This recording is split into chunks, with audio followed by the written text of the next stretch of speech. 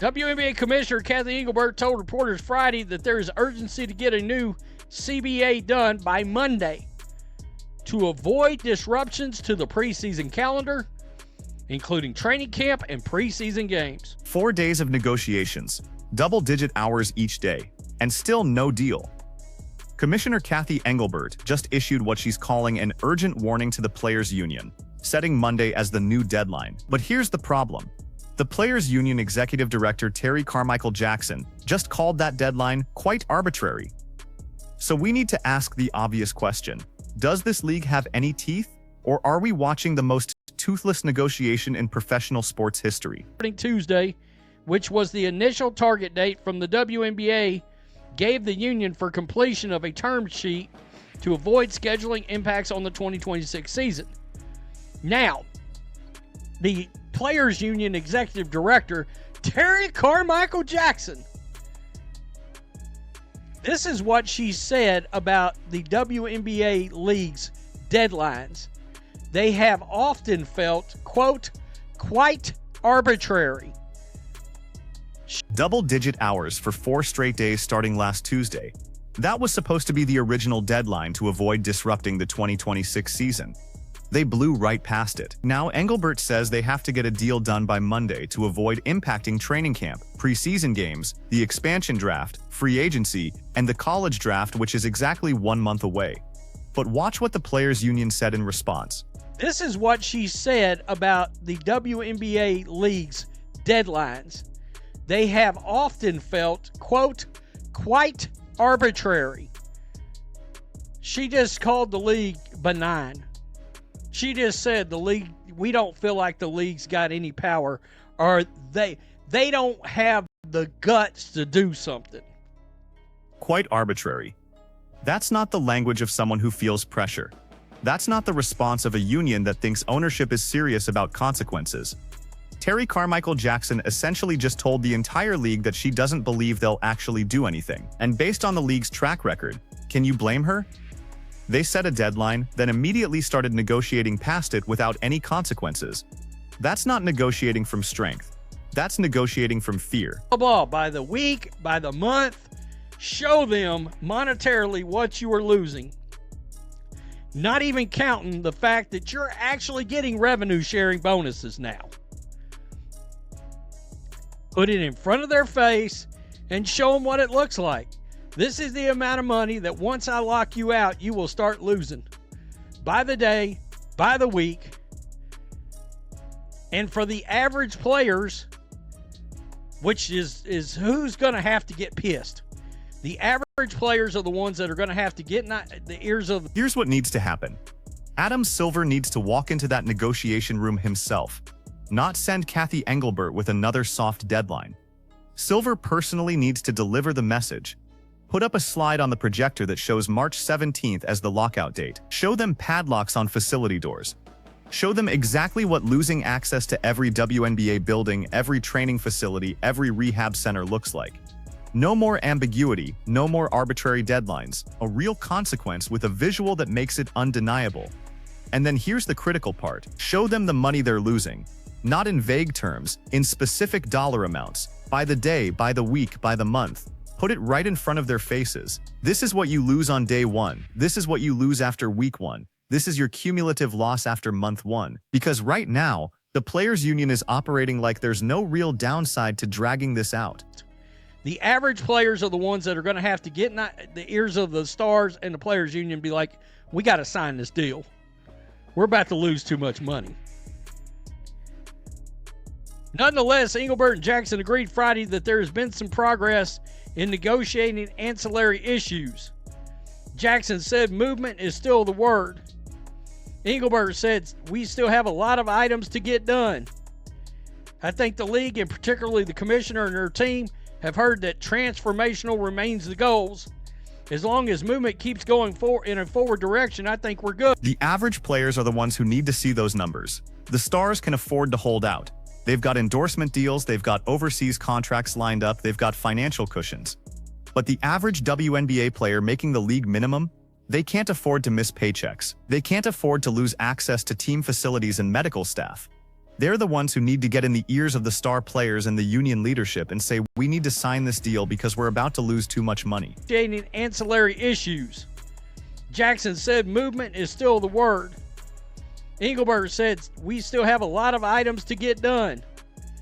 I think the league, and particularly the commissioner and her team, have heard that transformational remains the goals. As long as movement keeps going in a forward direction, I think we're good. This is the problem.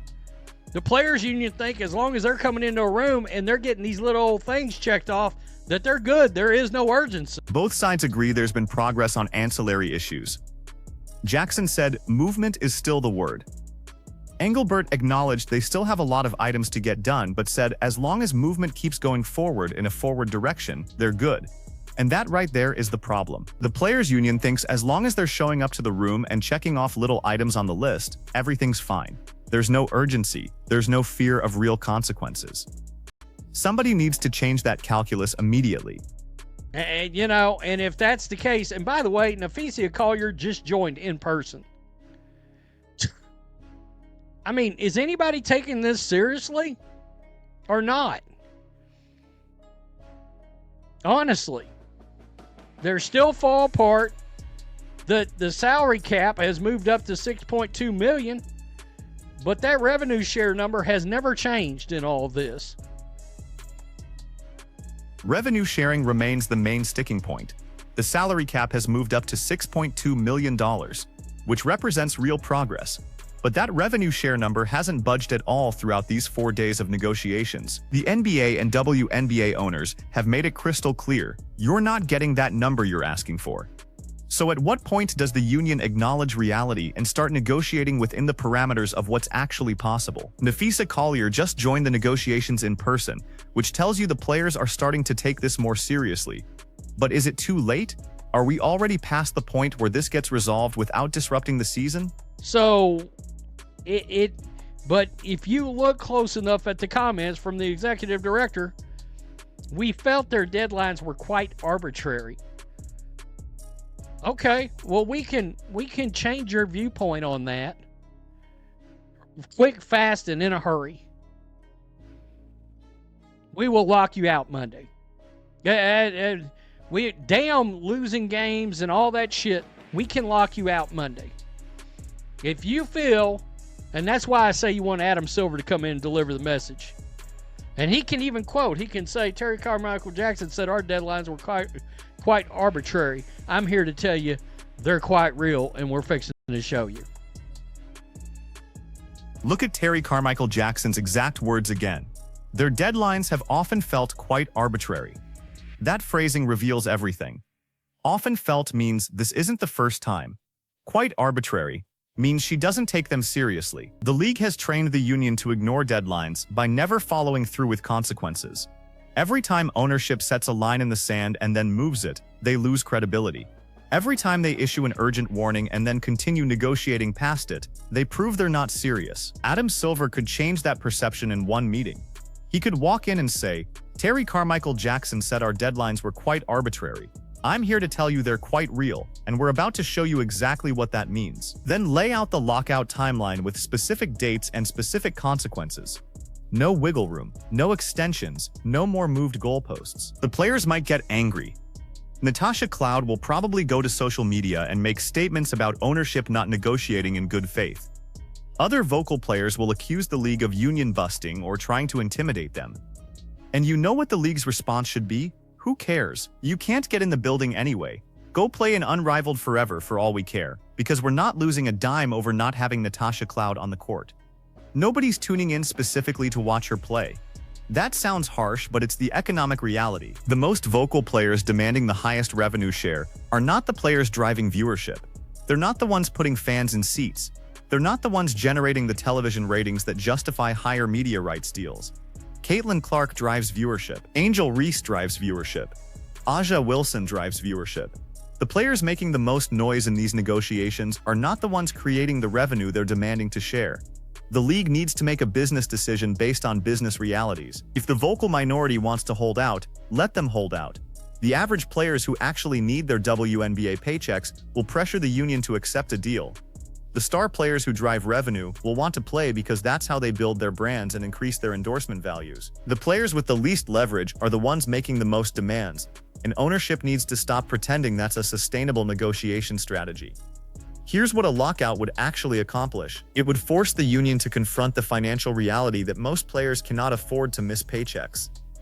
It would separate the players who are posturing from the players who are serious about playing professional basketball. It would demonstrate to future negotiations that ownership deadlines are real and have real consequences. And it would reset the power dynamic so that both sides negotiate from positions grounded in economic reality rather than wishful thinking. The expansion draft needs to happen. Free agency needs to happen. The college draft is 1 month away, and those incoming rookies have agents and families making plans based on the assumption there will be a season. Training camps need to open on schedule.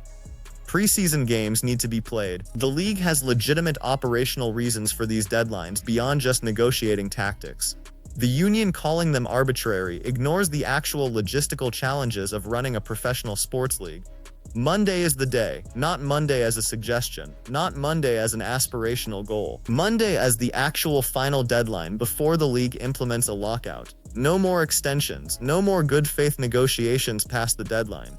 You either have a deal by Monday, or players lose access to facilities and start losing paychecks. That's how you create urgency. That's how you force both sides to make the hard compromises necessary to reach an agreement. Because here's what happens if the league blinks again. If they set Monday as the deadline and then continue negotiating into next week without consequences, they will have permanently lost all credibility with the union. Every future negotiation will start from the assumption that ownership doesn't mean what it says. Every deadline will be ignored. Every warning will be dismissed as arbitrary. The league will have trained the union that there are no real consequences for dragging out negotiations indefinitely. The players' union is betting that ownership cares more about avoiding a lockout than getting a favorable deal. They're betting that the league won't risk the negative publicity of locking out players. They're betting that ownership will eventually cave and give them closer to what they're demanding on revenue sharing. And based on how these negotiations have gone so far, that's not an unreasonable bet. The league keeps proving the union right by moving deadlines and continuing to negotiate without consequences. So the question becomes, was breaking this pattern worth the risk of actually disrupting the season? Because that's what it might take, a real lockout with real consequences. Players losing paychecks, training camps delayed, preseason games canceled, the very real possibility that the 2026 season starts late or gets shortened. That's the cost of establishing that ownership means what it says, and that cost might be necessary to ensure future negotiations don't devolve into the same pattern of ignored deadlines and arbitrary timelines. What do you think happens Monday? Does the league actually follow through with a lockout if there's no deal, or do we see another extension and another week of negotiations? Drop your prediction in the comments and make sure you're subscribed because we'll be covering whatever happens next in this increasingly messy situation.